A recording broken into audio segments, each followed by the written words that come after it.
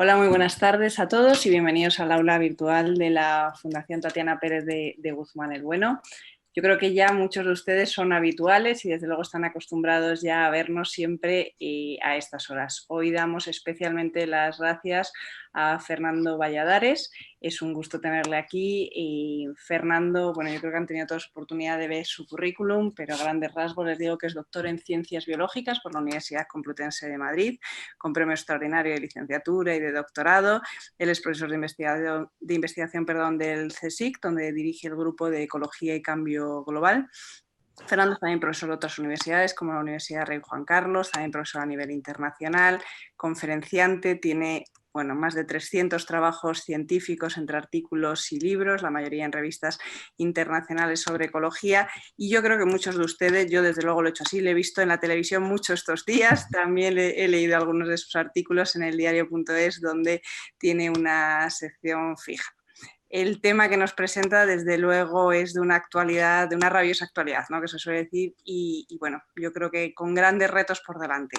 Así que, si os parece, les voy a dejar con él. Les recuerdo, como siempre, que las preguntas serán al final. Yo abriré el micrófono para que ustedes se la puedan realizar directamente a nuestro ponente, y sí que les agradecería que, en la medida de sus posibilidades, las escribieran en el apartado de preguntas y respuestas, que yo creo que todos ustedes pueden ver en la pantalla inferior de Zoom, y si nos están siguiendo a través de YouTube, les pido que las escriban en el chat y yo se las leeré al ponente.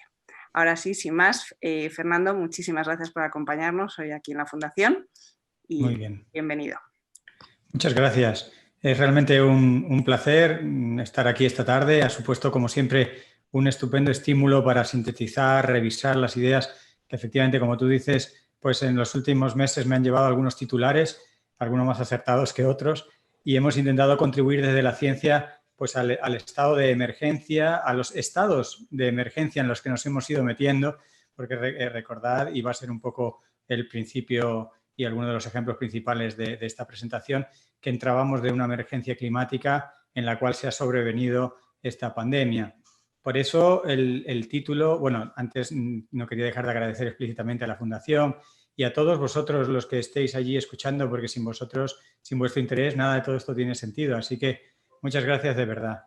Lo importante, lo que más me estimula de estos eventos es poder explicar en las palabras más comprensibles, y hoy con énfasis en un concepto, en el concepto de lo global, que nuestro cerebro no está particularmente bien preparado para trabajar en conceptos globales, pero nos hemos metido en unos charcos, por llamarlos así, en unos problemas de dimensiones globales, y tenemos que hacer lo más posible por entender la globalidad de los problemas. Realmente hoy el énfasis va a ser en establecer piezas de información para que entendamos cómo de globales son algunas cosas, y no debemos, por tanto, desanimarnos pensando que no tenemos margen de acción local. Hay mucho margen de acción local, pero tenemos el desafío fuerte de conectar nuestras acciones para que tengan un impacto global.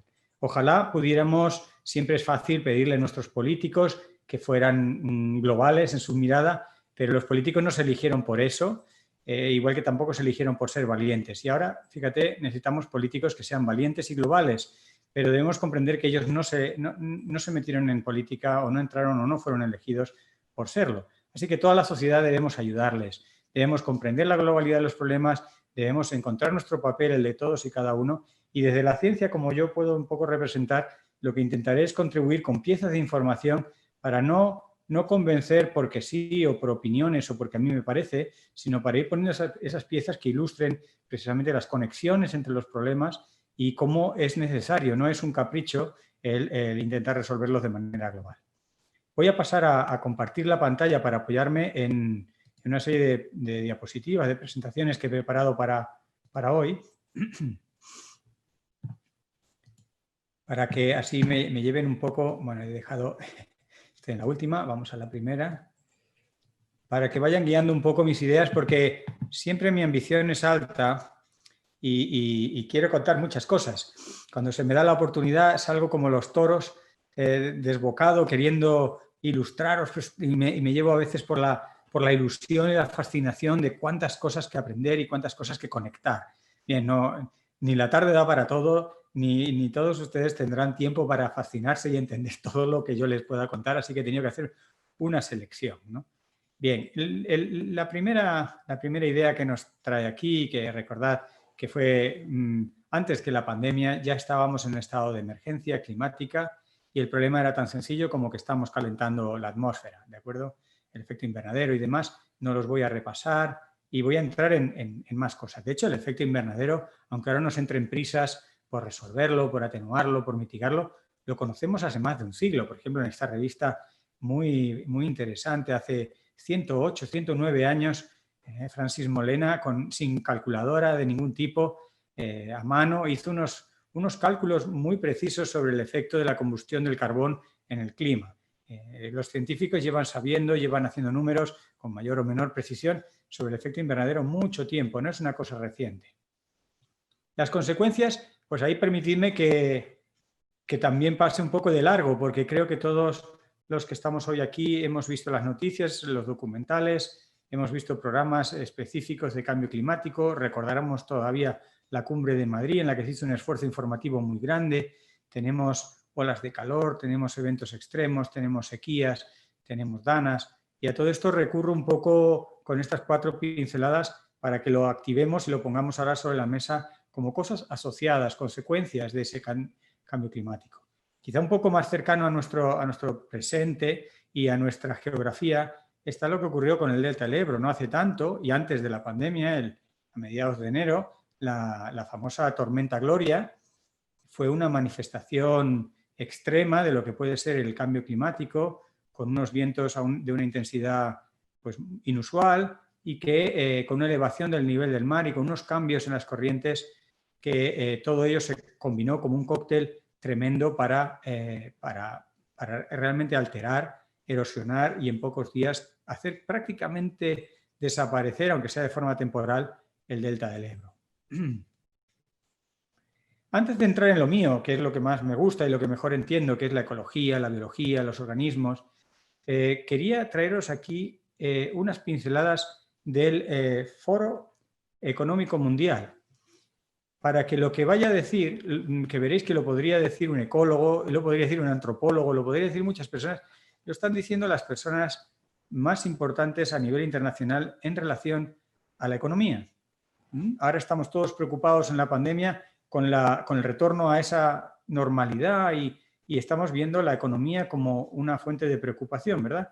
Bueno, veamos lo que decían antes de la pandemia, porque este informe salió en enero-febrero de este mismo año. Y en 4 pinceladas, bueno, primero recordaros que el objetivo del World Economic Forum, del Foro Económico Mundial, es un objetivo muy loable que podemos compartir todos. No son los malos de la película, no vienen a robar a nadie. Su compromiso es ni más ni menos mejorar el estado del mundo. Y además no engañan a nadie porque ellos quieren mejorar el estado del mundo para hacer dinero. O sea, su objetivo es lucrarse, es que sus inversiones financieras no se vengan abajo, ¿de acuerdo? No engañan a nadie en eso, pero su objetivo es completamente lícito y a mí, personalmente, me parece estupendo que quieren mejorar el estado del mundo. En su informe analizan el estado del mundo y ven dónde están los principales riesgos. Hacen en colorcitos, pero los colores tienen la ventaja de que el verde es para la naturaleza, el rojo es para cuestiones sociales, el amarillo naranja para geopolíticas, el azul es para la economía. Y en estas gráficas, que ahora creo que muestro con más detalle, en estas gráficas básicamente se muestran las probabilidades y los impactos desde el año 2012 hasta la actualidad en colores, deliberadamente sencillo para que de una pincelada uno pueda captarlo, dónde están los riesgos para la economía, los impactos y las probabilidades de que tengan un efecto negativo para nuestra economía. Y resulta que la economía no es un riesgo para la economía. Lo azul no es un riesgo para la economía, es verde y cada vez más cosas verdes que podemos listarlas y de hecho ellos las listan, como el cambio climático, la crisis de biodiversidad, cuestiones relativas al funcionamiento de los ecosistemas, son realmente los riesgos para la economía. Y dicho por economistas que de alguna manera están exentos de cualquier tipo de sesgo en este sentido en favor de la naturaleza. Ahora entraríamos en esta fase en la que os quería insistir en el concepto de lo global, con pinceladas, con ideas. ¿Cómo de global son las cosas? El cambio climático es muy global, pero hay muchas más cosas que también lo son. Y todas están interrelacionadas, conectadas de formas complejas, que no siempre la ciencia comprende exactamente, pero comprende lo suficiente para saber que hay conexiones. Las rutas aéreas es una forma de poner en contacto rápidamente distintas zonas de la Tierra, pero en el fondo es un trasvase de un flujo de materia y energía a gran escala, a escala planetaria, a escala global. Estamos poniendo en contacto, del mismo modo que durante siglos o milenios han hecho las propias aves y otros organismos migratorios, estamos poniendo en contacto distintas zonas geográficas, transportando energía y materia. El concepto de teleconexiones es muy importante en este sentido. Es un concepto de origen climático, de tal forma que eventos climáticos en un rincón del planeta acababan teniendo un efecto en otro rincón muy distante. Estas teleconexiones que en algunos momentos parece ciencia ficción o parece pues algo anecdótico, resulta que regulan de una manera muy potente el clima de todo el planeta. Y sabemos cada vez más que esas teleconexiones son la regla y no la excepción. Pero teleconexiones hay en todo. Por ejemplo, en el gráfico de la derecha he representado algo muy sencillo, muy abstracto también y muy sintético, que es la apropiación de la productividad primaria neta. ¿Qué quiere decir esto? ¿A dónde va a parar la productividad primaria neta? ¿Dónde se la lleva el ser humano? Veis algunas flechas que van a parar, esto era para el 2007, estas cosas van variando de año en año, y vais viendo cómo hay algunos sitios que actúan de sumidero y otros sitios de fuente, y Europa es un auténtico sumidero de materias y de materia y energía. Y hay más globalizaciones que no tienen que ver necesariamente o de forma muy directa con la especie humana, que se suman y que tenemos que tenerlas presentes. Por ejemplo, el polvo, los viajes estratosféricos del polvo a larguísimas distancias, a 5.000, 8.000, 12.000 kilómetros, transportan nutrientes y microorganismos, transportan materiales, transportan energía y transportan información biológica. Y aquí os represento 2 o 3 de los grandes viajes estratosféricos que se conocen para el mundo, que ponen en contacto el sudeste asiático con Estados Unidos o África con el Centroamérica. Y relacionado con esto, un ejemplo que quizá muchos conozcáis es el denominado polvo del desierto. Ese polvo del desierto que, a pesar de lo extenso que es el océano Atlántico, lo atraviesa tras apenas unos días y va fertilizando, va aportando esos fosfatos, esos elementos que se encuentran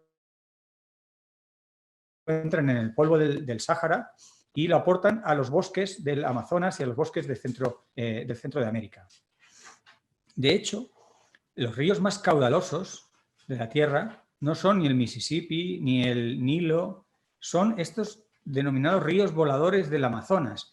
Estos ríos voladores del Amazonas son las auténticas bombas de evaporación que toman la fuerte humedad del suelo, de las precipitaciones, y la movilizan en horas o en días a la atmósfera, generando unos auténticos ríos que, como digo, generan la movilización de toda esa cantidad de agua, con los que os podéis imaginar también el intercambio de energía, porque para pasar de distintas fases, de líquido a sólido, de sólido a gaseoso, etcétera, el agua consume o suelta energía, con lo cual esto es un regulador energético planetario tremendo.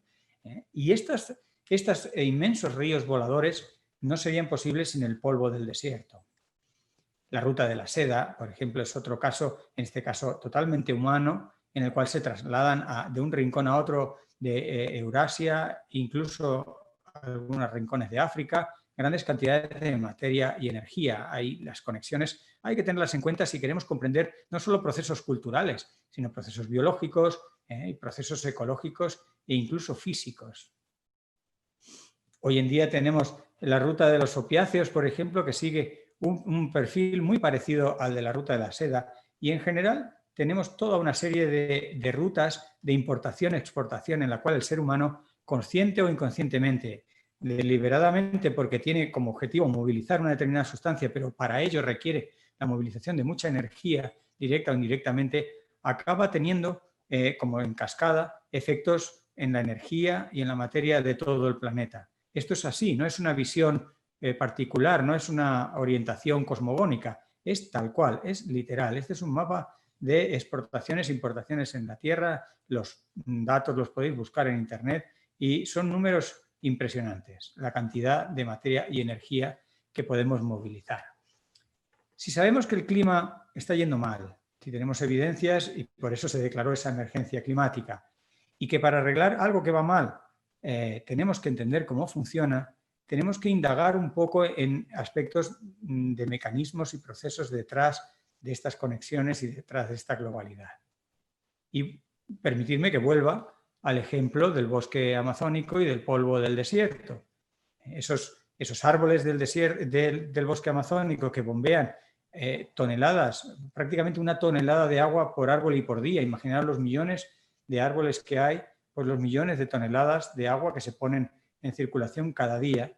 Todo eso no sería posible si no fuera por la fertilidad aportada por el polvo del desierto. Ahí tenemos un mecanismo, una explicación por qué esa fertilidad compensa la pobreza de esos suelos o la limitación que tendrían los suelos amazónicos para dar cabida a esa función tan gigantesca. Y la escala de este proceso es tal que toda una región comprendida entre Paraguay, el norte de Argentina, el sur de Brasil, una región que se denomina en ocasiones Mercosur, y sería actualmente, o sería prácticamente una región muy árida, con una producción muy baja, de no ser por esta gigantesca formación, ese triángulo de prosperidad causado por los bosques amazónicos en funcionamiento, acoplados con esa cadena de fertilidad que le llega del Sáhara.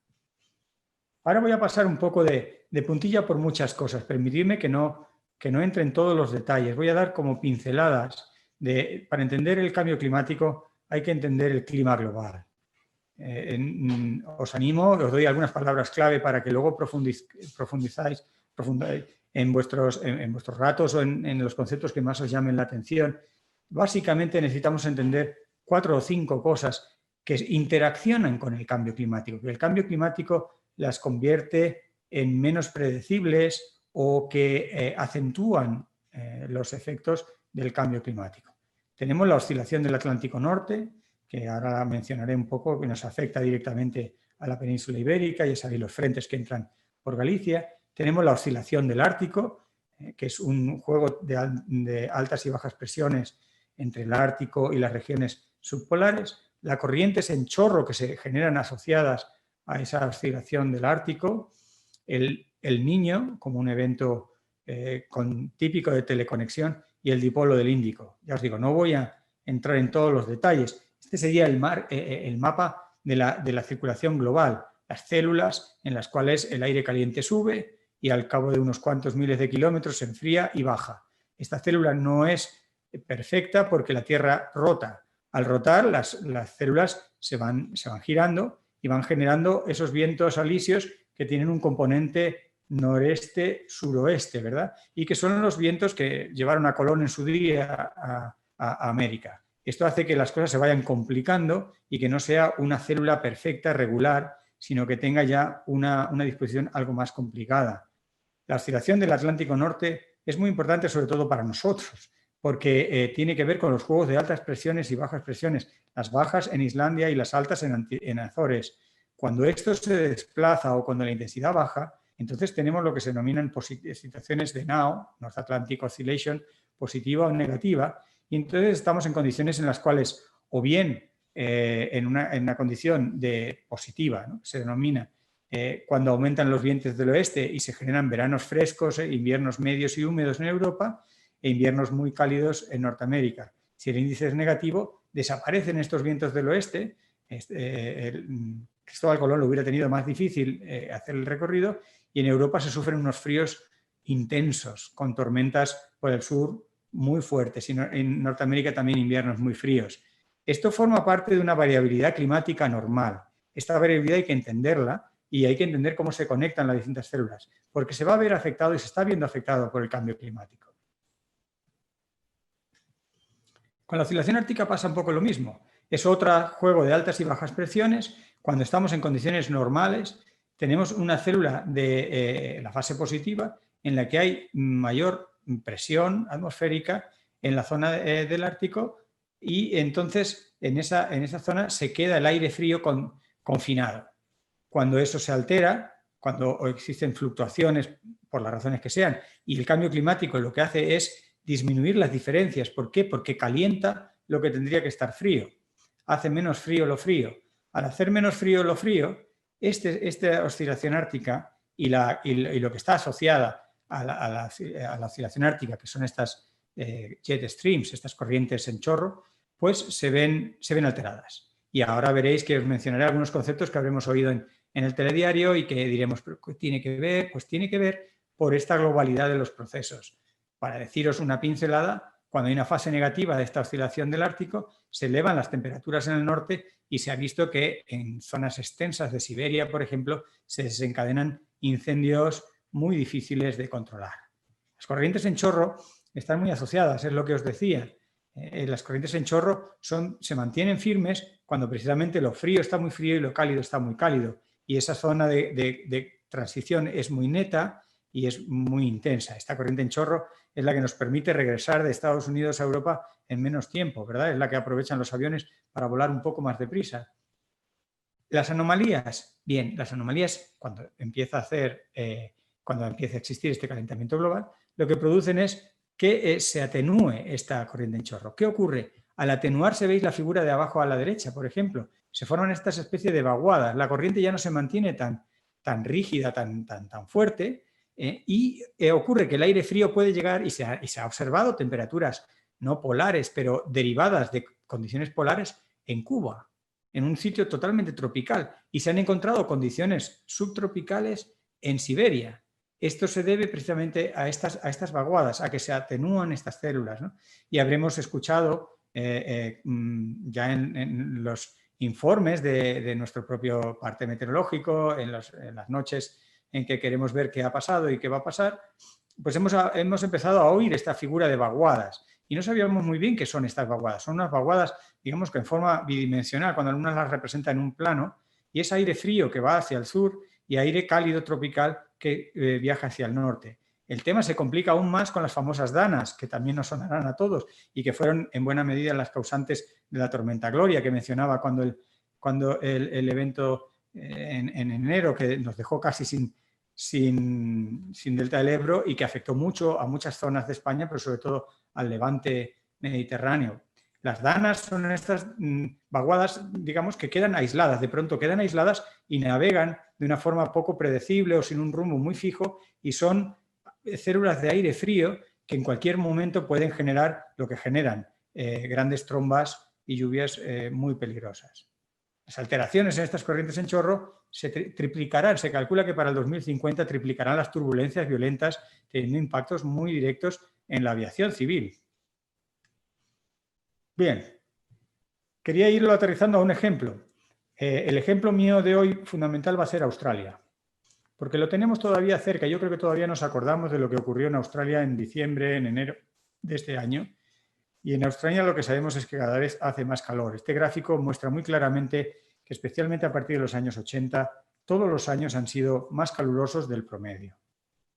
Australia es más cálida por algo global, por un efecto invernadero global, porque los gases atrapan calor de forma global, no lo hacen más en Australia que en otro sitio. En Australia se dan unas condiciones meteorológicas determinadas que agudizan los efectos del calentamiento global.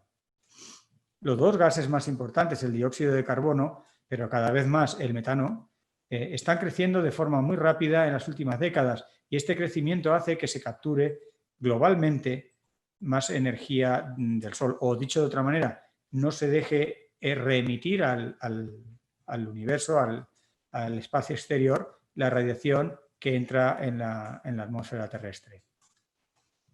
Lo de que Australia hace más calor no hubiera sido suficiente para explicar lo que ocurrió en los tremendos incendios. ¿Qué ocurrió allí? Bueno, pues hay que tener en cuenta lo que, admitido por el Buró de Meteorología del gobierno australiano, fue la razón última del desastre australiano. Fueron los meses anteriores que trajeron una sequía impresionante, una sequía de récord. Esa sequía que se sumaba a la sequía de otros años, pero que fue particularmente intensa entre abril del 2018 y noviembre del 2019, 20 meses de carencia de precipitación, generó paisajes como este. Paisajes en los que daba miedo caminar, en los que los colegas científicos nos decían, esto va a entrar en llamas en cualquier momento y no sabremos qué hacer. Y efectivamente entró en llamas. Y las llamas fueron sobrecogedoras. Para que os hagáis una idea, se detectaron llamas con temperaturas de 2000 grados. Claro, 2000 grados es mucha temperatura, nadie sabemos bien lo que es eso, pero un incendio forestal ya se considera preocupante y peligroso cuando tiene 500 grados. Esto eran 2000 grados. Cuando las llamas alcanzan esa temperatura, no hay sistema de extinción humano hoy en día capaz de hacer frente. Es buscar las rutas de evacuación. Eso es imposible. ¿Qué es lo que pasó? Bueno, la ciencia cuida el rescate y, como siempre, es más fácil explicar a toro pasado lo que ocurrió. ¿Qué ocurrió? Bien, se formaron células que se denominan, en la base eran pirocúmulos. Una situación meteorológica en la cual la nube, grandísima, y conocéis los estratocúmulos, los cumulonimbos, estas nubes como de algodón gigantes que se elevan por evolución diurna.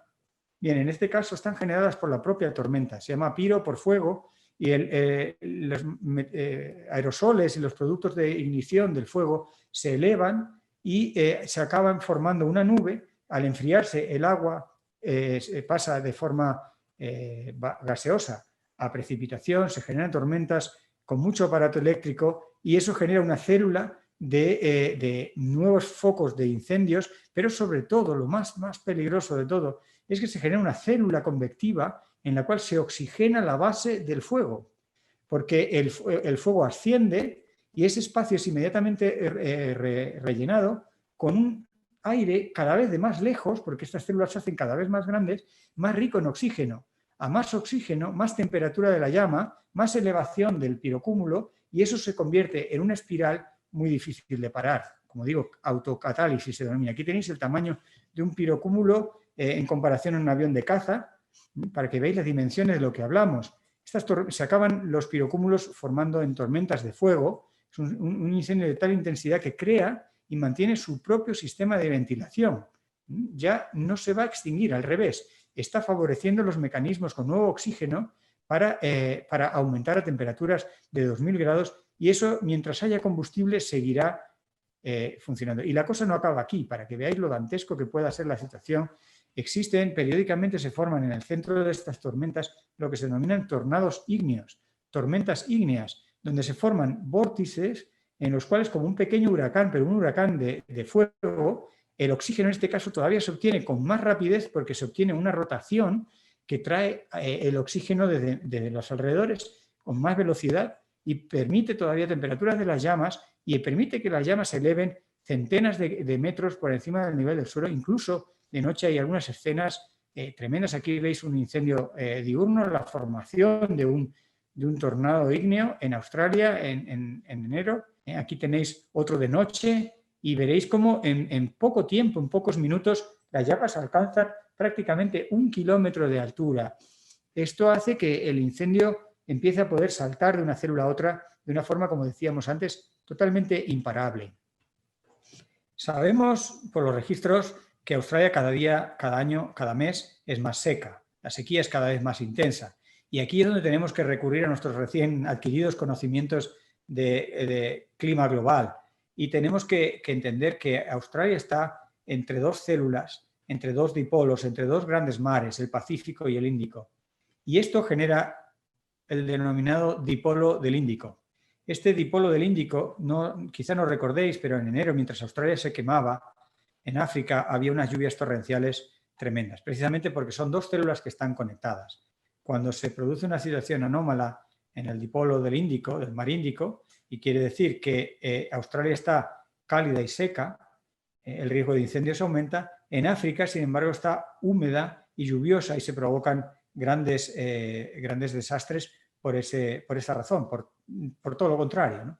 El Niño es un famoso dipolo, no voy a entrar en él, es el dipolo del Pacífico, mucho más estudiado y mejor conocido, pero de similar intensidad y sufre esas anomalías que interaccionan de forma compleja con el clima. El dipolo del Índico pues, se descubrió hace no mucho Se descubrió hace apenas 25 años, 23 años, y se sabe que tiene una cierta periodicidad. El caso es que cuando se altera la circulación global, Australia tiene un grave riesgo de periodo de incendios devastadores. Sabemos que el niño indio, como le han llamado a este dipolo, ha podido estar operando más de 6.000 años, porque lo demuestran los arrecifes de coral. En fin, desde el punto de vista de conocimiento científico hay ya bastante información acumulada desde que se descubrió, pero ¿qué hacer al respecto? Es complicado. Solo podemos, de momento, establecer esas conexiones globales. Australia está rodeada además por dos dipolos, ¿no? Por el dipolo del Pacífico y por el dipolo del Índico, con lo cual todavía es más globalizado. Y para hacer este juego de lo global a lo local, permitirme recordaros o insistir en la idea de que lo que ocurre en Australia no se queda en Australia. Los fuegos de Australia generaron unas nubes, unos humos, unos aerosoles de tal cantidad que en pocos días salieron de Australia y al cabo de una semana se registraban en ciudades de Sudamérica y a los 10 días había registros de contaminación incrementada por los incendios australianos en un alto número de ciudades de todo el planeta. Así que las cenizas de Australia fueron cenizas globales, la contaminación asociada fue contaminación global, indudablemente lo sufrieron más en Australia, pero Australia experimentó el futuro. Esta gráfica es una manera de representar el clima esperado, promedio, etcétera, y dónde se sitúa el 2019. Aquí tenéis lo que hubiera sido normal, la temperatura normal del mes de diciembre hubieran sido 26,5 grados, que es la línea discontinua de la zona inferior, ya no existe eso. La nueva situación normal serían 28,2, que es la siguiente línea continua, tampoco fue lo que se registró, ni mucho menos. En el 2018 se registraron del orden de 2 grados más y en el 2019 se registraron 2,5 grados más. Es decir, si recordáis el Acuerdo de París y las situaciones en las que los científicos de forma cauta sugerían no rebasar el 1,5, en cualquier caso no rebasar los 2 grados, Australia de momento a modo puntual, pero ya ha rebasado esos límites y ya hemos visto algunos de los posibles escenarios asociados. Así que de Australia hay todavía mucho que entender para asumir la escala realmente global de esos incendios. Y no pensemos que porque Australia es quizá lo más remoto que hay en este planeta de España, es algo que no nos afecta. Nos ha afectado en la contaminación de nuestras ciudades y nos afecta al clima global y a su variabilidad. Este concepto, el de globalidad, relacionado con la salud del planeta, es lo que ha llevado a varios proyectos y quería destacar un par de ellos. Uno que se llama tal cual la salud planetaria, en el cual la salud de la civilización humana y el estado de los sistemas naturales está intrínsecamente relacionado. Hace apenas 5 años la Fundación Rockefeller y la mejor revista de medicina del mundo, The Lancet, lanzaron el concepto y lanzaron el proyecto. Y hay otro proyecto tan interesante que os animo a que consultéis, que se llama One Health, una salud. En las Naciones Unidas crearon un programa denominado Una Salud, en la cual la salud de las personas, la salud de las plantas, la salud de los animales está estrechamente conectado. No se puede entender lo uno sin lo otro y no hay esa cosa llamada salud del medio ambiente como algo externo a la salud de las personas. Fijaros que estamos hablando de límites muy directos a la medicina. El 80% de los cánceres infantiles tienen una razón ambiental directa o indirecta. El 80%. ¿Qué quiere decir? Que si entendemos, mejoramos ese medio ambiente, estaremos haciendo mucho más por los cánceres infantiles, siguiendo con este ejemplo, que lo que puede hacer la medicina, porque no está en el campo estricto de la medicina humana, es medio ambiente. Y ya que estamos todavía desescalando de una pandemia que nos ha dejado boquiabiertos, ¿no? de la COVID-19, la contaminación y la COVID-19 están estrechamente relacionados como no podía ser de otra manera. Os traigo solo una pieza para apoyar esta idea, pero habría muchas más. Un estudio muy importante en los Estados Unidos, donde en todos los condados de la costa este, sobre todo, pero en general con muchos datos de Estados Unidos, se mostró que ligeros incrementos en la contaminación atmosférica, tan ligeros como haber estado respirando durante los últimos años apenas 1 microgramo por metro cúbico de las partículas que se denominan 2,5, que es un tipo de de partículas que quizá algunos conoceréis, un contaminante, un pequeño aerosol muy ligero, muy ligero. Bien, pues apenas 1 microgramo por metro cúbico, que es prácticamente nada, aumenta un 15% la mortalidad por coronavirus. ¿Quién iba a pensar que limpiando ligeramente nuestras atmósferas habrían muerto menos personas, del orden de un 15% menos en esos condados de Estados Unidos? Por supuesto, lo mismo se aplicaría a los condados de todo el planeta.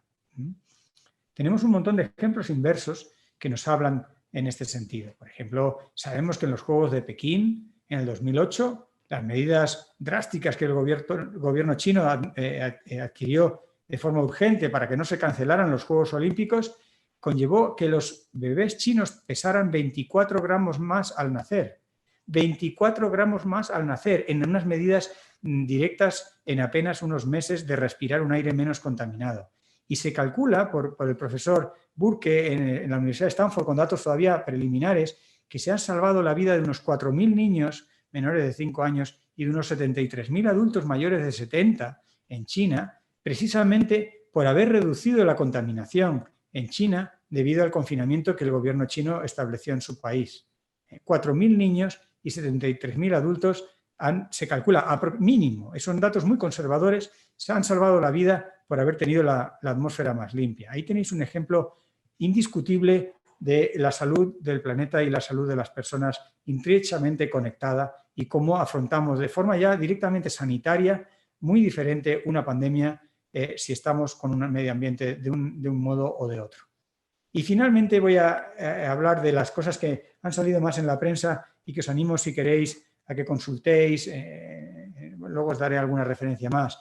Pero voy a dedicar un par de diapositivas a la relación entre pandemias y biodiversidad. Recientemente hemos celebrado el Día Internacional de la Biodiversidad y para muchos la biodiversidad es una fuente de placer, es un gran lujo, ¿verdad? Es como tener el Guernica de Picasso y todos le deseamos larga vida a la biodiversidad, pero lo vemos como algunos anecdóticos, otro algo externo, algo que, bueno, hay unos locos que les gustan los pájaros, otros las mariposas, a mí me da un poco igual, la mitad de la humanidad vive en ciudades, poca biodiversidad ven, ¿verdad? Y se ve la biodiversidad como algo frívolo, como algo, ven, hay que cuidarlo. Bueno, pues mi campaña en los últimos meses ha sido sacar información científica para demostrar que nuestra propia vida depende de la biodiversidad, que no es un lujo. Nadie pensó al comienzo de una pandemia, o nadie se acordó de los bastantes trabajos, pero dispersos en la literatura, que apuntaban a una estrecha relación entre la biodiversidad y directamente lo que se denominan zoonosis, es decir, infecciones de origen animal que acaban entrando en la especie humana. ¿Por qué la biodiversidad nos protege? ¿Cómo nos protege? Creedme que esto se apoya en, digamos, una veintena de buenos artículos científicos que no voy a entrar en todos los detalles, pero que voy a resumir los 3 principales grupos o formas de mecanismos por los cuales la biodiversidad nos protege y por los cuales, si queréis, de la forma más egoísta, debemos conservar la biodiversidad. Hay 3 niveles de biodiversidad. Tenemos la diversidad más grande, la de grandes grupos funcionales, la de predadores, herbívoros, animales, plantas, esa gran biodiversidad, mediante las interacciones que se establecen en un ecosistema sano, establecen unos controles poblacionales, de forma que ninguna especie portadora de un eventual patógeno, sea un virus, una bacteria, se sale de sus valores demográficos habituales, escapa al control porque es un ecosistema rico donde las especies interaccionan, compiten, depredan, se necesitan, y esa red intensa y rica de interacciones controla las poblaciones, entre otras, de las que puedan albergar patógenos peligrosos para la especie humana. Y no tenemos que pensar en ecosistemas muy lejanos y muy exóticos, no tenemos por qué irnos a los trópicos ni a las selvas donde se han originado algunas de estas pandemias que tanto nos preocupan. Tenemos el caso de la tuberculosis animal y el lobo, por ejemplo, en Asturias. Sabemos que los sitios sin lobo tienen mucho más riesgo de tuberculosis animal, manteniendo una población igual de jabalís. Los jabalíes están mucho más afectados por tuberculosis cuando es la propia tuberculosis la que los mata que cuando es el lobo el que los mata. Y tenemos la misma población de jabalís pero el grado de infecciosidad del jabalí, el riesgo de contagio a otros jabalís y a otras especies de la cadena trófica y eventualmente a especies domésticas es muy diferente. Con lobo todo va mejor. El segundo nivel sería por dilución. El segundo nivel, la biodiversidad, quiere decir la gran variación de grupos de especies similares. Por ejemplo, se ha visto cuando hay muchas especies de aves, una vez más en la costa de Estados Unidos, que está muy estudiado, y fijaros que son latitudes templadas, no estamos hablando de ecosistemas exóticos, lejanos, estamos hablando de sitios perfectamente compatibles, comparables, similares a los que vivimos muchos de nosotros. Pues ahí se observó que la diversidad de aves disminuía muchísimo el riesgo, en este caso, de la enfermedad de Lyme. No, perdón, de la enfermedad del virus del Nilo. La enfermedad del virus del Nilo disminuía muchísimo en humanos cuando en los condados, en las zonas donde se tomaban medidas, existía una alta diversidad de aves. Y se encontró lo mismo con la presencia, pues cuando había distintos grupos de mamíferos, si no dominaban los ratones, por ejemplo, y había además de ratones zarigüeyas, también el riesgo de zoonosis era muy inferior, los casos detectados peligrosos en la especie humana de zoonosis eran mucho más pequeños y este proceso se denomina dilución. La carga vírica, la carga del patógeno queda diluida y aunque el riesgo no desaparece, queda en unos niveles mucho más bajos que cuando esa biodiversidad se ve amenazada. Y el último efecto es muy parecido al anterior y tiene en cuenta la diversidad genética. El hecho de que los individuos de una misma población no somos genéticamente iguales. Lo estamos viendo a la hora de sufrir los efectos del coronavirus, que no hay dos personas que lo suframos igual. Bien, pues esto tiene grandes ventajas si además de tener la diversidad nosotros, que somos la que la padecemos, la tienen las otras especies, las especies que lo puedan ir transmitiendo o pensemos que hay muchos patógenos ahí fuera, pues que esos patógenos queden de alguna manera amortiguados por el hecho de que haya una alta diversidad genética. Caso contrario, por ejemplo, una explotación ganadera, los brotes de gripe aviar que se han desatado cuando la diversidad genética de esas granjas era tan baja que cuando eventualmente, porque están muy protegidas, con mucho antibiótico, etcétera, pero eventualmente un patógeno entra en una de esas granjas, los individuos son genéticamente muy próximos y el patógeno arrasa con aquella población y el problema sanitario escapa de control, ¿no? Así que la diversidad genética es otro de los mecanismos más íntimos, pero que tiene que ver con la biodiversidad y que opera tanto en sistemas naturales como en sistemas humanizados. La ecuación de la crisis que nos ha llevado aquí podríamos decirla en tres variables muy sencillas. La magnitud del desastre, la magnitud de la pandemia, tiene que ver con la desigualdad social que está en el origen de muchos de los problemas, con el hecho de que las personas acudan de forma, como sin otra alternativa, al alimento, digamos, de especies exóticas, ilegales para su tráfico y captura, que sometan a las especies a condiciones luego muy poco sanitarias durante su manipulación y se conviertan esas especies cada vez en más infectivas. Todo este síndrome de cosas tiene un fuerte origen en la desigualdad social, en la forma en la que nos relacionamos con la naturaleza. Del mismo modo que también simplificamos ecosistemas porque tenemos una fuerte centralización de las riquezas y somos capaces de faunar y de deforestar y de degradar ecosistemas a una escala tremenda, generando problemas que nos quedan muy grandes. Esta desigualdad social hace que una vez que el problema se desencadene, no tengamos mecanismos para controlarlo. Indudablemente esto está acoplado con la destrucción, con la pura destrucción ambiental, bien por causas de desigualdad social, bien por causas de sobreexplotación o por una relación ingenua de pensar que los recursos naturales son infinitos. Nuestra naturaleza no está preparada para amortiguar los eventos climáticos, ya lo hemos visto con bosques que no atenúan las temperaturas, no está preparada para bajar los riesgos de zoonosis. Cuando se ocurre una infección que podría ser local, pues esa infección alcanza rápidamente unas escalas tremendas porque se ve todo ello amplificado por la globalización. La globalización es un arma de doble filo, es un arma muy potente que lo mismo permite a los científicos colaborar muy rápidamente para plantear una auténtica vacuna que permite que un patógeno rápidamente se expanda en pocos días y sea una situación sanitariamente muy difícil de controlar.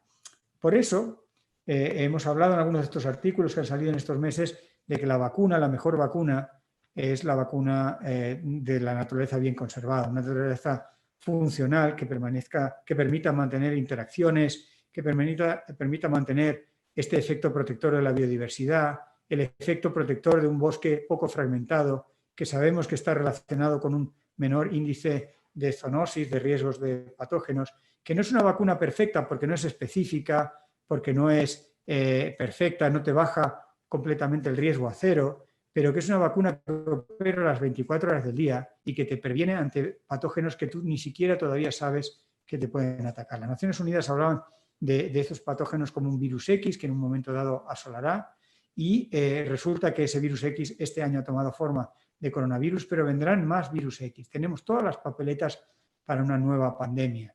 Este tipo de cosas las resumí en un vídeo que subimos a YouTube hace unos meses y que tuvo bastante acogida y, como digo, lo podéis encontrar en entrevistas muy interesantes que me hicieron periodistas muy sagaces y muy profesionales en La Vanguardia, en El País, en El Confidencial, y me sacaron muchas ideas concretas. Si tenéis interés en Google seguro que lo encontráis. Todo esto y mucho más lo pongo en mi página web, que no lo hago de verdad por propaganda, sino lo hago con toda la intención de que podáis, si tenéis curiosidad, profundizar en esta información. Hay una sección entera en mi página web, Valladares Info, dedicada a todos los enlaces en medios y comunicaciones, pero también tengo pues enlaces a mis vídeos donde explico cosas. He intentado poner lo más posible, lo más fácil para todo el mundo, los artículos científicos en los que se basan los datos y las cosas que digo, pero en palabras llanas y directas. Y siempre se puede trazar el origen al artículo original. Así que ya para concluir quería compartir con vosotros las tres opciones. Son tres opciones, si queréis, retóricas o filosóficas o lógicas.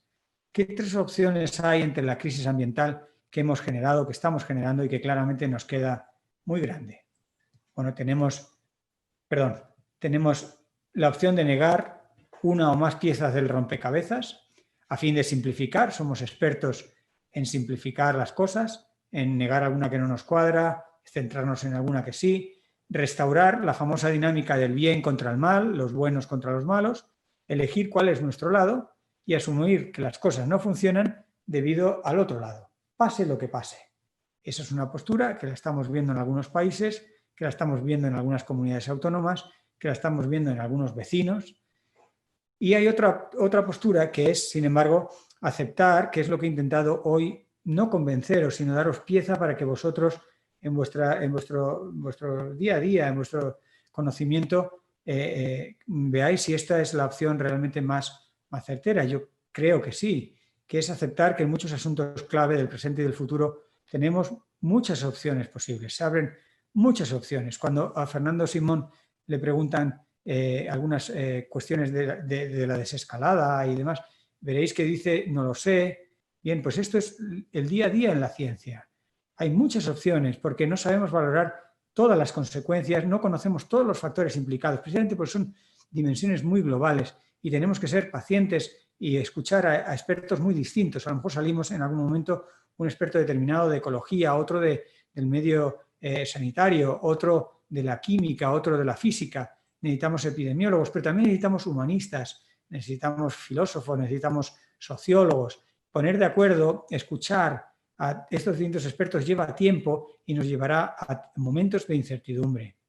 Tenemos que entender que compartimos todos responsabilidad por ir tomando estas decisiones, porque ninguna decisión será perfecta, pero creo que será mucho más próxima a la resolución de los eventuales problemas que aún están por venir que negar como era en la situación 1. Y finalmente tenemos la tercera opción, que es elegir no elegir. El elegir no elegir está representado típicamente por las personas que ahora mismo están anteponiendo una vez más la economía a la salud. Están diciendo la economía ante todo. Algunos dirigentes, como sabéis, en Brasil o incluso en Estados Unidos o en China, lo han dicho explícitamente que la economía es más importante que la salud de las personas, pero muchos de nosotros era como que no queríamos aceptarlo. Sin embargo, nos estamos viendo arrastrados en esta urgencia por recuperar esa economía que disfrutábamos sin ser muy conscientes de las consecuencias. Hemos tenido unos meses de sufrimiento, de preocupación global que deberían hacernos recordar que volveremos a las andadas si no cambiamos profundamente algo. Y lo dejo por aquí, encantado. Muchísimas gracias. Como os decía en mi web, valladares.info, en mis canales La Salud de la Humanidad, podéis encontrar muchas más reflexiones, datos, y estaré encantadísimo de escuchar vuestras preguntas y en lo que pueda, pues en hacer un esfuerzo por contestarlas. Muchísimas gracias, Fernando. Muchas gracias por tu conferencia y, desde luego, problemas globales que requieren claramente, yo creo, una actuación bastante rápida. Yo te quería hacer una pregunta. ¿Hay espacio para la esperanza? Porque a veces, la verdad, cuando se os escucha hablar, se ve todo muy negro. O sea, incluso los escenarios, es verdad que yo creo que no dan pie demasiado al optimismo y sí al realismo. Entonces, me gustaría un poco saber tu opinión. Yo creo que no es ninguna tontería esa frase de la esperanza es lo último que se pierde. Realmente hay esperanza. Indudablemente tenemos que ser conscientes de que no podemos volver atrás en todo. Las especies que se han extinguido para siempre, la sobreexplotación de algunos recursos ya es irreversible, algunas condiciones climáticas no se podrán revertir. No podemos pensar que borrón y cuenta nueva y empezamos la partida de cero. No, pero sí que hay mucho margen. Hay mucho margen y los científicos nos hemos puesto de acuerdo con los políticos en establecer cosas, por ejemplo, como la Agenda 2030. La Agenda 2030 es una agenda de desarrollo sostenible que seguro que es imperfecta, que seguro que es incompleta, que seguro que se puede hacer de otras maneras, pero ahí hay, por poner un ejemplo, una agenda donde se establecen algunas secuencias a hacer. El Ministerio de Transición Ecológica ha puesto una ley de cambio climático que es insuficiente, lamento decirlo, y la propia ministra lo sabe, y todo el mundo lo sabe, pero va en la buena dirección. ¿Qué quiere decir? Que cuanto antes empecemos a caminar en una dirección muy diferente, cada vez tendremos más opciones de ir eligiendo y de sufrir menos los efectos adversos. Esperanzas hay hasta el último momento y la especie humana ha sido siempre capaz de reinventarse una y otra vez. Realmente el desafío bonito, lo interesante, es pensar que lo haremos con pocas pérdidas. Cuando por fin tengamos la vacuna, que nos sirve mucho de ejemplo, la vacuna, en el momento de la vacuna no va a servirle de nada a las personas que han muerto. Y además esa vacuna solo va a servir para ese maldito, y perdonad que lo diga así, para ese maldito patógeno. No va a servir para ningún otro patógeno e incluso ese maldito patógeno mutará. Al cabo de unos años posiblemente nos la dé con queso y nos confunda. Y sea el mismo patógeno y la vacuna no nos sirva, como pasa con la gripe, ¿no? Entonces la vacuna que estamos haciendo con tanto esfuerzo no nos va a servir tanto como una naturaleza diferente. Y la naturaleza diferente, conservada, funcional, solo la vamos a conseguir si nuestra actitud honesta, profunda, es diferente. Y eso a su vez solo lo vamos a conseguir si ponemos la salud, que como he intentado convenceros, pero si no leerlo, la salud nuestra y la de los ecosistemas es una, no hay dos cosas.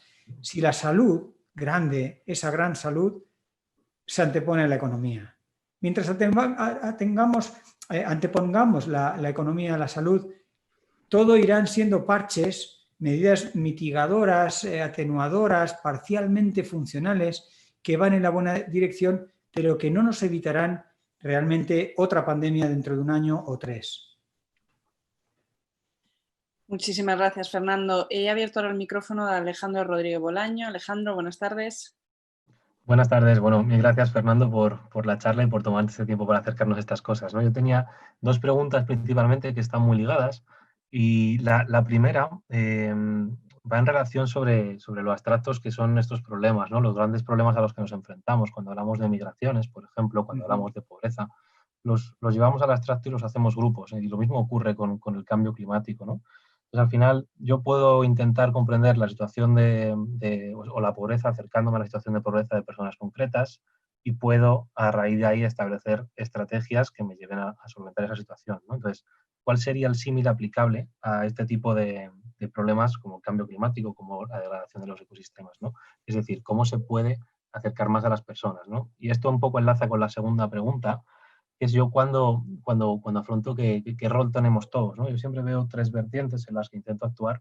Pues una es como ciudadano, otra es como, pues en el día a día como trabajador, en la situación laboral que tú tengas, y por otro lado como consumidores, ¿no? Entonces, creo que van muy ligadas las dos preguntas, ¿no? Pero ¿cómo o cuál debe ser el rol que debemos tomar en esas tres? Bueno, efectivamente son las preguntas y yo no te las voy a contestar completamente. Te daré algunas piezas que ojalá ayuden a la contestación colectiva, porque son preguntas muy ambiciosas, del mismo modo que estoy leyendo por el rabillo del ojo a alguien que habla del falso dilema de la economía y la salud y hablando de la tecnología.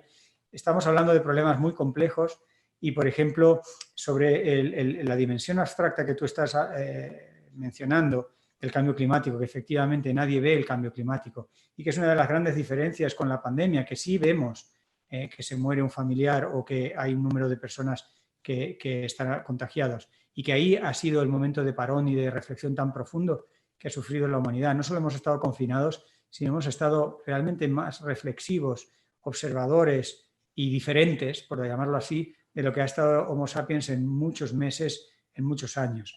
Entonces, las pandemias nos han tocado la piel, nos han tocado muy directamente algo para lo cual tenemos herramientas biológicas, cognitivas, para entender las razones del miedo. Hemos tenido un miedo real, un miedo tangible, un miedo que se huele. Sin embargo, el cambio climático es un concepto. Y el otro día hablábamos con unos antropólogos, un tipo de experto, por ejemplo, que hace mucha falta para comprender cómo podemos encajar un concepto tan abstracto como el cambio climático y tomar medidas biológicas, humanas, aterrizadas a nuestra sociedad, a nuestra tecnología a tiempo real. No es nada fácil. Creo que lo primero que hay que hacer es seguir quietos, en lo que podamos quietos. Hemos visto que estando quietos vamos no solo ganando tiempo, en este caso para disminuir la carga sobre el sistema sanitario, que era lo que nos tuvo quietos tanto tiempo, sino también vamos viendo la respuesta de los ecosistemas e incluso vamos viendo cómo la gente que no es especialmente sensible al medio ambiente, empieza a valorar aspectos del medio ambiente que nunca se había dado cuenta al ver esas imágenes, al disfrutar, al anhelar esa naturaleza que a lo mejor por lo que sea ahora no puede disfrutar. Entonces hay una dimensión importante que quizá haga ir cambiando ese talante. ¿Qué podemos hacer cada uno de nosotros? Pues podemos hacer muchas cosas. Y jugando con el tema de hoy, de lo local y lo global, tenemos que ayudar a nuestros políticos a que piensen globalmente y a que sean valientes, a que tomen medidas que puedan no ser populares y por tanto que no les aseguren la reelección. Pero nos tenemos que creer nosotros. Si no queremos que los políticos se peleen por razones electoralistas, tenemos nosotros mismos que dejar de pelearnos y ser capaces de encontrar qué nos pone en común a personas con distinto nivel adquisitivo, que vivimos en distintos países o que nos gustan distintas cosas, ¿no? Tenemos que hacer ese trabajo profundo, honesto, de ver que de esta salimos juntos o no salimos, o saldremos pero realmente con muchos traumas, ¿no? Y con muchos efectos colaterales. Esa es una labor muy profunda y muy de largo recorrido que como especie tenemos el desafío ahí delante. Y en cuanto a cosas más del día a día, pues nos podemos llevar una sorpresa si empezamos a cotillear y a mirar pues nuestra huella ambiental y nos damos cuenta de pronto que comer carne o tener hijos tiene una huella ambiental muchísimo más grande que muchas cosas relacionadas con reciclar plásticos, porque el reciclar plásticos tiene un techo. Si vamos poniendo en perspectiva, no estoy diciendo para nada que decidamos tener más o menos hijos o que decidamos cambiar este tipo de cosas profundas, pero sí que antes de tomar una decisión es importante valorar. Y nuestra huella ecológica, en el caso de la carne puedo decirlo con más argumentos, porque una vez más, el comer algo menos de carne, no estoy diciendo de renunciar a ella completamente, pero comer menos carne también es más cardiosaludable, provoca menos enfermedades en la propia especie humana, ¿no? Pero provoca muchos menos trastornos ambientales y nuestra huella ambiental disminuye muchísimo, sobre todo carne de vacuno. Yo lo siento y a mí me encanta la carne de vacuno y sé que esto habría que hacerlo de forma escalonada y dando alternativas e ir generando determinadas actividades que poco a poco fueran reemplazando a esos usos, pero no podemos permitirnos determinadas actividades. Y pasan porque hagamos todos una reflexión honesta de nuestro día a día, de las actividades, y no porque hagamos muchas cosas pequeñitas estaremos quizá disminuyendo nuestra huella ambiental. Pero sobre todo confiemos en nuestra capacidad. Como antes me preguntaba Leticia si hay esperanzas, sí que hay esperanzas, estamos a tiempo, claro que estamos a tiempo. cuanto más tardemos en tomar estas decisiones, el tiempo será menor y las decisiones que nos queden por tomar serán más limitadas. Pues muchísimas gracias, Fernando. Seguimos con el turno de preguntas. José María Barona, buenas tardes. Hola, buenas tardes. Sí, le oímos un poquito lejos. ¿Qué tal? Hola, buenas tardes. Sí. Buenas tardes. José María, sí. Sí, mi comentario es que el dilema salud versus economía, tener que elegir entre economía o salud, es algo que yo no puedo compartir. Creo que debemos integrar ambos aspectos. El progreso consiste no solo en tener salud, sino también en mejorar la calidad de vida. Entonces quería preguntar su opinión sobre el papel de la tecnología. Es decir, por ejemplo, los procesos productivos son cada vez más eficientes, contaminan menos, los coches son cada vez más eficientes, contaminan menos. Es decir, ¿qué hay de fomentar el crecimiento y la acumulación del conocimiento en la sociedad para hacer posible en el futuro esta comunicación de mejorar la salud a la vez que se mejora la economía? Muy bien. Te he escuchado, es lo que te iba a decir, con dificultad, pero creo que he captado el mensaje. Y José María, estoy muy de acuerdo contigo y tu reivindicación del papel de la tecnología. La tecnología ha tenido y tiene un papel muy importante y es un gran capacitador de cosas. Si me meto a veces con la tecnología es porque nos ha dado una falsa impresión de que lo podíamos controlar todo. Y eso es lo que nos ha hecho ponernos de espaldas a la naturaleza en muchos casos, pensando que los efectos colaterales de contaminar las aguas los íbamos a controlar siempre con una depuradora, o que las emisiones de los gases de efecto invernadero las íbamos a poder controlar con una tecnología de captación de esos gases. Esto nos ha dado una visión como especie muy triunfalista y muy basada en la tecnología de que siempre estaríamos un paso por encima de los problemas que generamos. Y estamos viendo que no es así. Pero dicho eso, la tecnología tiene un fortísimo papel. Lo está cumpliendo ya y lo puede cumplir todavía más. Creedme, no me da tiempo a desarrollarlo y no tengo las piezas exactas de información, pero he estado en algunos foros tecnológicos y el consenso es absoluto. Existe tecnología para aliviar muchas de las tensiones ambientales que generamos al problema, tanto en cuestiones de biodiversidad como en cuestiones de cambio climático. La tecnología está ahí, pero no hay voluntad de mercado, no hay voluntad de cambiar. Socialmente esa tecnología no se pone a la escala del problema, se pone en iniciativas muy pequeñas o en iniciativas casi folclóricas, con una fuerte financiación estatal para que sean rentables. Las mismas grandes compañías, Iberdrola, Endesa, los grandes grupos productores de electricidad, tienen ya unas tecnologías muy capaces. No hablo solo de las renovables, que las renovables podríamos pensarlas más bien como una tecnología de transición, porque si hacemos la cuenta completa todavía no hay energía renovable que sea 100% renovable y tiene una huella ambiental, pero indudablemente es el horizonte a seguir y es el primer paso al que fundamentar. No me refiero solo a esas tecnologías renovables que tienen sus limitaciones, sino hay muchas otras tecnologías de muchas otras cosas que por supuesto que están ahí. Creedme, yo mismo, como dirían los jóvenes, he flipado cuando me he encontrado soluciones tecnológicas ante muchas cosas. El problema es que no hay voluntad social, política, colectiva, de ir haciendo esos cambios, porque pensemos que estamos hablando de cambios profundos, no son cambios cosméticos de, uy, en lugar de ir con un coche así, voy a ir con un coche híbrido. No, estamos hablando de cambios profundos, estamos hablando de que mucha gente directamente no tenga coche. Estamos hablando de cambios tan grandes que supone que muchas tecnologías no se estén pudiendo poner en potencial. Y recuerdo esa idea de que, ojo con la tecnología que muchas veces, como las vacunas, es reactiva, surge como reacción ante un problema.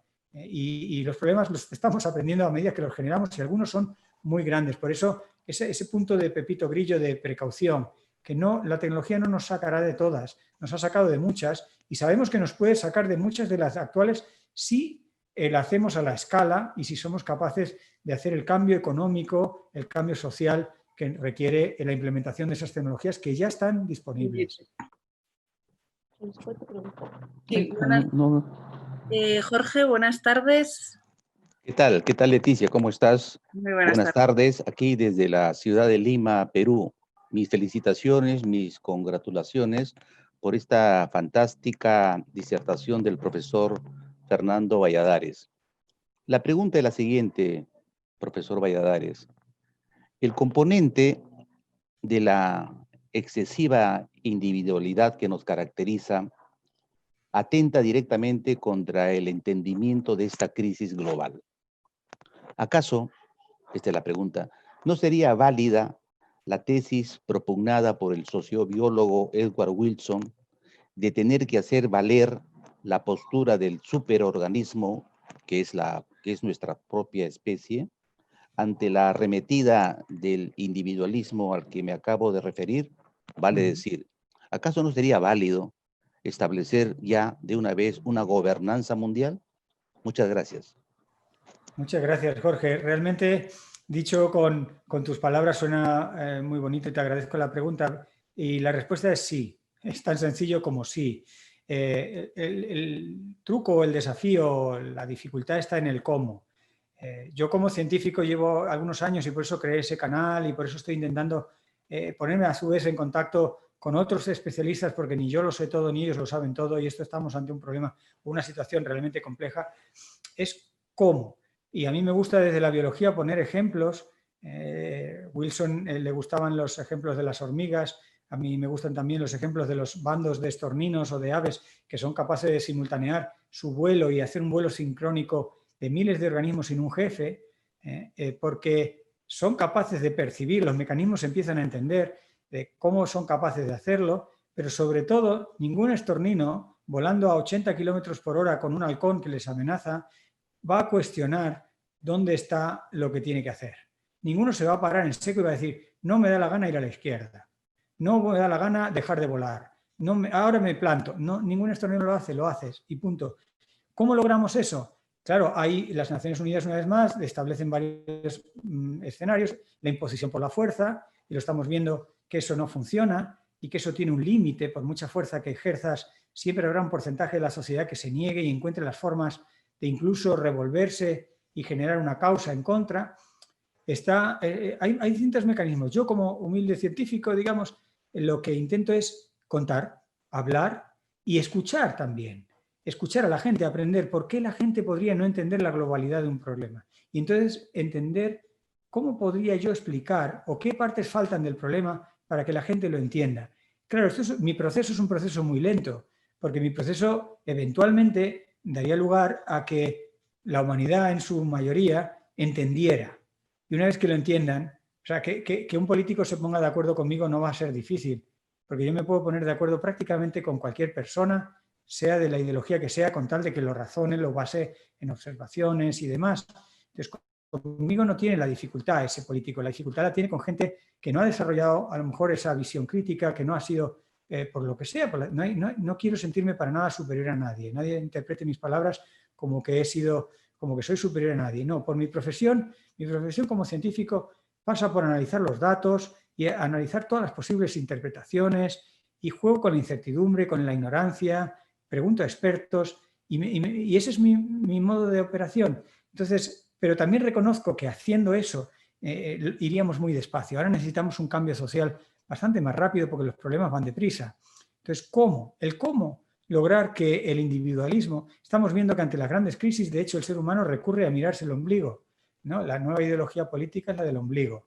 ¿Cómo es tu ombligo? Decide por tu ombligo no debe ser compartido, tu ombligo, la independencia universal de tu ombligo. Lo estamos viendo con autonomías en la Unión Europea, con países, con presidentes que se oponen y que hacen dimitir a los ministros de Sanidad cuando hablan en nombre de la ciencia, pero no es por ignorancia, es por ombliguismo, es una variante muy pérfida que es yo me miro esto y lo voy a arreglar esto, sin darse cuenta precisamente de lo que he intentado contar hoy, de que tu ombligo depende de la globalidad del mundo. Y cuando lo entiendes, si lo logras entender, creo que será más fácil aceptar. Y a mí me falta un ingrediente para el cambio social, que es el ingrediente de la motivación, porque muchas veces, y sobre todo arrastramos décadas de activismo ecologista, de activismo social para defensa de la naturaleza, que se basa mucho en la responsabilidad ética, en la obligación, y eso ha llegado hasta donde ha llegado. Uno de los países que ha mostrado el máximo nivel en eso es Alemania, y llega a un 28-29% de cuota política, y es insuficiente. Tenemos que llegar a un 90%. O sea que lo de Alemania, que sería el mejor ejemplo, es insuficiente. Así que, ¿cómo llegar a eso? Requiere cambios muy profundos. Estamos viendo cosas muy esperanzadoras como los jóvenes, que sin entender tanto, sin acudir a profesores tan aburridos como yo, ellos son capaces de saltar a la realidad y decir, no me gusta esta realidad, la voy a cambiar. No sé muy bien cómo. Cuando quiera cambiar una cosa concreta, le pregunto al que sepa de esta parte de la realidad. Y esos son movimientos inspiradores. Y no es casualidad que los hagan los jóvenes, porque los jóvenes tienen ese ingrediente de novedad y de búsqueda de novedad que a los viejos nos falta. Así que debemos ser capaces y generosos de pasarles a los jóvenes el conocimiento sin la carga de responsabilidad, de culpabilidad y de todo tipo de obstáculos para hacer ese cambio social que necesitamos que sea decidido y rápido. Pero realmente los detalles del cómo, Jorge, los tenemos que trabajar entre todos, tenemos que escuchar a antropólogos, humanistas, psicólogos y todo tipo de expertos muy distintos a los que normalmente se ven en los telediarios y en videoconferencias. Fernando, muy ligado quizás a lo que estabas comentando, Alejandro nos pregunta, dice, ¿está todo perdido a nivel político? Dice, cada cumbre del clima saca el mismo resultado, hay que aumentar la ambición política. Efectivamente, las cumbres del clima son un espejo, son un auténtico espejo de la realidad. Es como si al levantarte por la mañana te ves en el espejo y dices, ay, tengo 2 ojos, me hubiera gustado tener 3, pero es que tienes 2 ojos. Las cumbres políticas son imprescindibles, son necesarias y cumplen su función. Buscan una diplomacia internacional, una gobernanza a una escala en la que el ser humano nunca ha funcionado, pero ha sido capaz las cumbres del clima, que no son capaces para mucho más, poner de acuerdo para firmar a 190 y tantos países en algunos convenios que algunos de ellos son bastante vinculantes, aunque no tienen derivadas en multas y en sanciones. Las cumbres del clima cumplen cosas, pero son insuficientes. Del mismo modo que decía que la ley de cambio climático española va en la buena dirección, es importante, es imprescindible, pero es insuficiente, las cumbres del clima son insuficientes, las tenemos que arropar entre todos. Han servido, la de Madrid, por ejemplo, como una estupenda ocasión de reflexión. Hemos generado, y esto solo lo podía hacer España, y esto es un punto de nacionalismo en el mejor de los sentidos, el nacionalismo bien entendido. Qué orgulloso es ser español. Dicho por los alemanes, solo España podía hacer lo que hizo. ¿Qué hizo España? Cogió una cumbre internacional de la noche al día, porque pobres chilenos no pudieron hacer frente a su compromiso internacional de la cumbre, y de la noche a la mañana España asumió todas las responsabilidades y somos unos maestros de la improvisación. Pero además es que nos venimos arriba en los momentos más difíciles y creamos no ya la zona azul y la zona verde típicas de todas las cumbres, una zona azul en la que se toman decisiones y una zona verde en la que está, digamos, la sociedad civil, las ONGs y los grupos de presión, sino que España, ni corta ni perezosa, creó una zona turquesa sobre la marcha en la que estábamos algunos de nosotros y buscábamos facilitar el encuentro, el contacto entre esas 2 zonas tradicionales de las COP. Buscábamos algo distinto que no terminó de funcionar bien. No me quiero poner ninguna medalla, simplemente para deciros que a veces las emergencias, las urgencias y las ansiedades y las preocupaciones destacan y sacan lo mejor de nosotros. A un español muchas veces le saca la mejor capacidad de improvisación. Las cumbres, yo estuve bastante tiempo de la cumbre y bastante tiempo después, como tomándome ibuprofeno para que no me doliera la cabeza después de la cumbre y diciéndole a la gente, después de la cumbre el cambio climático seguirá ahí.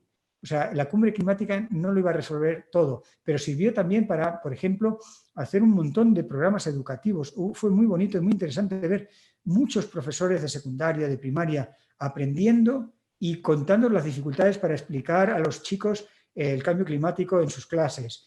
Fue un escenario en el que se dio el do de pecho en un tema muy importante para la sociedad. Luego fuimos arrasados por los incendios en Australia y por la pandemia, pero las cumbres cumplen una función. No pensemos, no caigamos en el riesgo simplón de pensar que con una cumbre o 2 lo solucionamos todo. Hacen falta, pero no son suficientes. Muchas gracias, Fernando. Vamos ahora con una pregunta de YouTube. Dice Juan Malpica, pregunta, dice, ¿servirá el confinamiento para tener una mayor concienciación en el medio ambiente o caerá en saco roto todo lo que haya podido mejorar la capa de ozono, etcétera? Dice, ¿ha sido necesaria la epidemia, para caer en la cuenta de las consecuencias globales del medio ambiente? Yo creo que sí ha cumplido una labor educativa. Yo creo que, y por eso he enfatizado algunos ejemplos, como el de la contaminación atmosférica. Fíjate, hace no mucho, en ciudades como Madrid, se estaba cayendo en un debate, perdonadme que lo diga, pero patético, sobre si Madrid Central sí o no. Caray, no sé si queda alguno todavía de ese debate, pero realmente los datos fueron demoledores. En la pandemia, os lo he traído, un 15% de mortandad más por coronavirus, aquellas personas que estuvieron respirando atmósferas con 1 microgramo nada más por metro cúbico de partículas de 2,5. ¿Quién se cuestiona Madrid Central ahora? O si se lo cuestiona en base a la libertad de movilidad de quién, para qué, dónde. Creo que sí la pandemia ha servido mucho para avanzar en esas clases de comprensión de problemas globales, de comprensión de las conexiones ambientales de las cosas. Es verdad que mucho va a caer en saco roto, que dentro de poco estaremos tan preocupados por el día a día, por pagar las facturas, por, ay Dios mío, cómo nos organizamos ahora con los chicos para el colegio, que es verdad, y son preocupaciones explícitas que nos van a cegar el día a día, pero tenemos que hacer un pequeño esfuerzo y de vez en cuando, igual que Thanksgiving en el mundo anglosajón se creó para dar las gracias por aquellos días tan tremendos de los que se logró superar con esfuerzo, pues las crisis de pobreza y de hambruna, pues tendríamos que hacer algo parecido, aunque sea de carácter simbólico, para recordar que la pandemia se llevó gente por delante y que se podía haber evitado en otras condiciones ambientales. O por lo menos los riesgos hubieran sido otros, las situaciones hubieran sido otras, el número de contagios y de muertos hubiera sido otra. Y sobre todo en prevención de lo que ya sabemos que es por venir otra, ¿no? Cuando pase esta, no podemos contar victoria y decir, ya está, estamos libres. Vendrán más, no lo digo yo como agorero, por favor, nada más lejos de mi intención una tarde de un jueves que poder deciros, chicos, chicas, cuando acabemos el coronavirus se acaba la zoonosis. La historia de la humanidad está llena de zoonosis, pero la zoonosis de la actualidad tiene unas dimensiones y una peligrosidad, pues como hacemos todas las cosas últimamente, de una escala muy grande. Y yo creo que sí ha servido para darnos cuenta de eso. A mí me encanta el mensaje de los jóvenes, me encanta la percepción de los que trabajan día a día con los jóvenes, que son muchos maestros.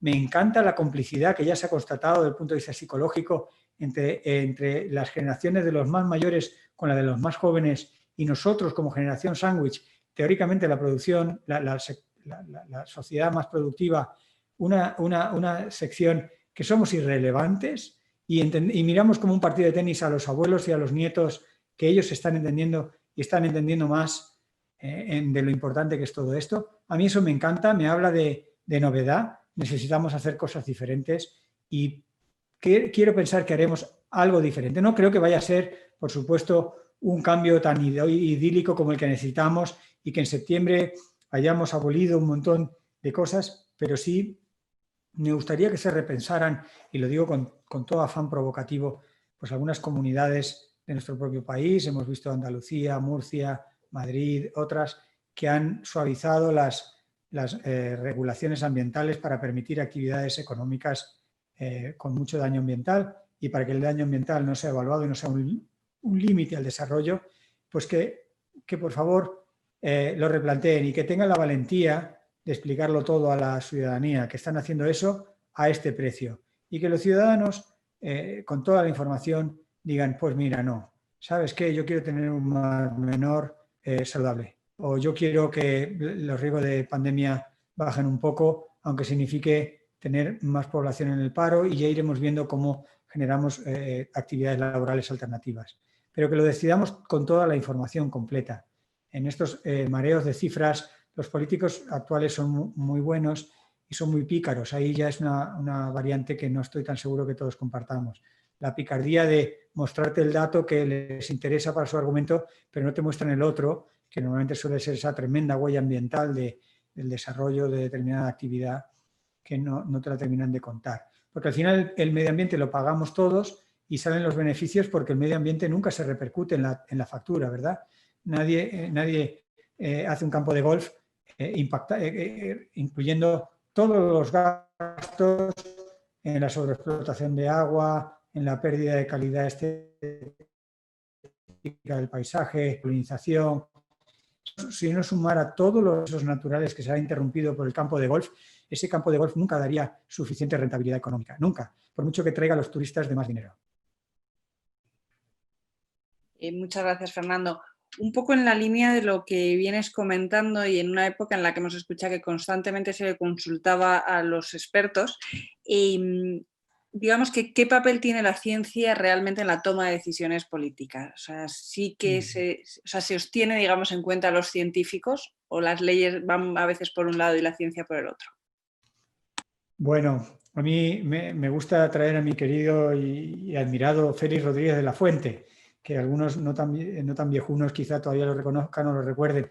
Un vídeo suyo o un audio suyo se ha hecho viral los meses pasados y tenía una actualidad tremenda. La cadena SER, de hecho, lo retransmitió en directo, dura 5 minutos. Parece que lo hubiera grabado ayer y lo grabó hace 40 años. Y hablaba un poco de la sorpresa, hablaba con un poco de esa ironía que él ponía, ¿no? De con qué sorpresa las decisiones políticas se toman de espaldas a la ciencia. Yo no quiero caer en esa tentación fácil como científico de decir no nos escuchan. Yo me he encontrado con los políticos a veces sorprendentemente bien informados. Me he encontrado en paneles donde el último contenido científico estaba disponible y donde los informes que utilizaban para tomar decisiones contenían, la verdad, buenos datos científicos. Por eso rompo una lanza por muchos políticos y creo que la ley de cambio climático se ha basado en la ciencia. Ahora, cuando lo que la ciencia dice se traduce a la ley o se traduce a un proyecto concreto que se presenta en el Parlamento, de pronto ha cambiado sustancialmente. Y por poneros un ejemplo, algunos de nosotros nos fueron llamando a interpelaciones parlamentarias con el problema de las especies exóticas que se vuelven invasoras. Y hay una tensión con el grupo de cazadores que algunas de las especies exóticas les gusta cazarlas y querían que se legislara y que se pudiera desregular el que no fueran especies, digamos, negativas para el ambiente. Bien, se nos llamó a diversos científicos, fuimos pasando por allí. Los parlamentarios tuvieron un conocimiento de ecología que Félix Rodríguez de la Fuente estaría muy, muy contento y luego no se hizo ningún caso. La ley no tuvo absolutamente... Y entonces uno se le queda cara de decir, pues si yo no es por no venir aquí al Congreso, si siempre es bonito verlo, pero realmente si no se va a hacer caso, ¿qué quiere decir? También hay que entender, es fácil criticar, pero también hay que entender la difícil posición que tienen los políticos.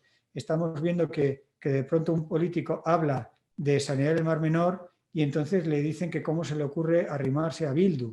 Tú dices, ¿qué tiene que ver? O si el feminismo forma parte de la acción contra el cambio climático del movimiento. Tú dices, así, con eso de tirarse arena a los ojos y tal, claro, muchos políticos desarrollan mecanismos, o políticos, ya no solo políticos, sino partidos políticos, mecanismos defensivos y meten como las leyes y cosas ambientalmente interesantes, medio camufladas, para ver si se aprueban en un momento políticamente oportuno. Esa forma de hacer política es muy poco funcional. Estamos viendo ahora, el otro día escuchábamos a algunos políticos de opciones políticas no muy proclive a ellos, pero que bienvenidos sean, hablaban de facilitar una política útil. Digo, exactamente. Por fin lo vais entendiendo. La política debe ser útil. La política no debe ser para yo poder seguir, yo y los míos, yo y los que me votan, yo seguir aquí porque alguien decidió en un momento que éramos los buenos, hay que seguir, hay que seguir, hay que seguir. No, eso pervierte el sistema. La política debe ser útil. Y es verdad que la política se llena la boca diciendo que es el arte de hacer posible lo imposible, y yo me sorprendo, y ahí sí que me quito el sombrero sin ninguna ironía, ante la capacidad de algunos políticos de reconciliar posturas muy difíciles de reconciliar, el arte de la diplomacia extrema. Eso es un arte y esos son buenos nuestros políticos, pero lo emplean a veces en el peor de los sentidos para perseverar con sus ideas sin ser del todo honestos. Y a la ciencia Ahora hemos estado sorprendidos viendo a Fernando Simón salir a contarnos cómo estaba la pandemia, cuál era la desescalada, y ha sido un estado histórico. Nunca en la historia de España, nunca, la ciencia ha estado tan directa en la toma de decisiones. Nunca, lo siento, que le ha tocado al PSOE, que será una medalla que se va a poner el PSOE, me da exactamente igual. El gobierno que ha pasado por ahí, se llame como se llame, ha tenido en esta ocasión la circunstancia en la que ha formado un comité científico en el que la mejor ciencia se ponía ahí. La mejor ciencia, señores, lamento deciros, es incompleta. Los científicos nos tiramos la mitad del tiempo diciendo no lo sé, a diferencia de la mayoría de los políticos que te dirán lo sé todo, vamos para adelante. Los científicos decimos no lo sé y Fernando Simón ha tenido que decir muchas veces no lo sé. Y esto tiene una probabilidad, no es certeza. Y lo que dijimos la semana pasada no se aplica ahora. Y ojalá hubiéramos sabido el día de la concentración del 8M lo que sabemos ahora. Claro, pero en aquel entonces no lo sabíamos.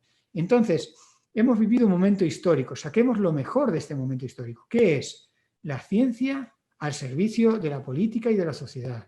Y ha dado una función. Podemos calcular en miles de españoles los que han dejado de morir por haber puesto la ciencia imperfecta, incompleta, tardía, al servicio de la política a tiempo real. No se esperaba una cumbre sanitaria de las Naciones Unidas para tomar una decisión. No, a tiempo real los especialistas españoles se juntaban, habían hablado esa tarde por videoconferencia con uno en Estados Unidos, con uno en Japón, con uno en Alemania. Se ponían los datos de lo que se sabía del coronavirus y se tomaba la mejor decisión política sobre bases científicas. Eso es hacer historia con mayúscula y es para sentirse orgullosos. Ciencia de verdad, imperfecta, incompleta y tardía, que siempre será así. Muchas gracias, Fernando. Pues ahora ya sí que vamos a tener que ir acabando. He dejado casi para el final dos preguntas a las que, como científico, no sé si tiene respuesta y desde luego no son fáciles de contestar. Por un lado, Mari Carmen pregunta, dice, por favor, ¿podría explicar las razones biocientíficas de por qué en España ha habido tantos fallecimientos y contagios por COVID? Y Cristina, muy en esa línea, también dice, ¿cuál es su teoría sobre cómo se originó esta pandemia? Bueno, el origen de la pandemia, con todavía algunas piezas de Sherlock Holmes por desentrañar, parece que se puede contar en pocas palabras en una variante de un coronavirus que se sabe que estuvo en el murciélago durante mucho tiempo, durante muchos años. El murciélago, como otras especies, no culpabilicemos al murciélago, alberga multitud de patógenos con los que coexiste una relación de amor y odio y se dejan vivir sin matarse mutuamente. Esta variante de coronavirus se originó muy probablemente en el murciélago, en una especie muy afín, se compartió con otras especies, muy probablemente entre ellas estaba el famoso pangolín, y en algún momento, probablemente del año pasado, del 19, pero mucho antes de lo que pensamos, empezó a entrar en contacto con el ser humano. Se dio un cóctel de situaciones en las cuales el sistema inmune del o de los animales que portaban al coronavirus, al COVID-19, estaba el sistema inmune seguramente muy deprimido por un alto nivel de estrés, una manipulación ilegal directamente durante días, un mantenimiento en condiciones poco sanitarias, lo convirtió todavía en una bomba de infecciosidad mucho mayor.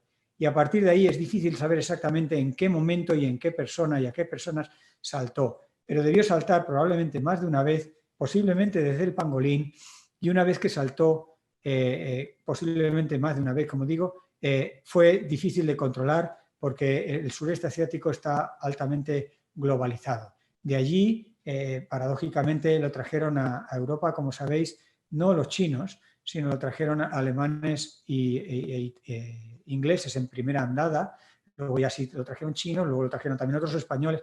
Quiere decir que hubo este efecto de personas de negocios que rápidamente pasaron del ambiente donde había coronavirus en unos niveles importantes para adquirirlo a una sociedad inerme, indefensa, sin un sistema preparado ni sanitario ni inmunológico individual ante ese nuevo patógeno.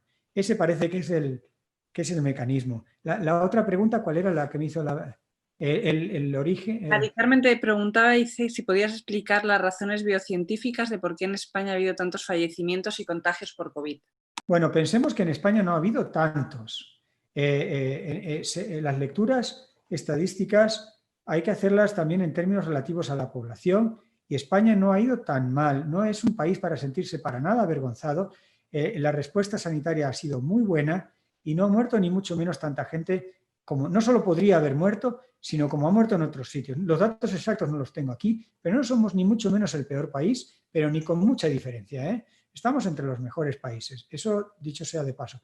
Pero es verdad que podríamos haber estado mejor y se piensa que precisamente nuestros hábitos sociales han tenido mucho que ver. Ahora, buena medida del distanciamiento social, estas medidas de precaución que estamos teniendo ahora, tienen mucho que ver con dejar de besarnos, abrazarnos, estar tan cerca. Los anglosajones en eso tienen una ventaja, y es que normalmente mantienen una distancia natural en sus conversaciones, en sus reuniones, y eso disminuye drásticamente el riesgo.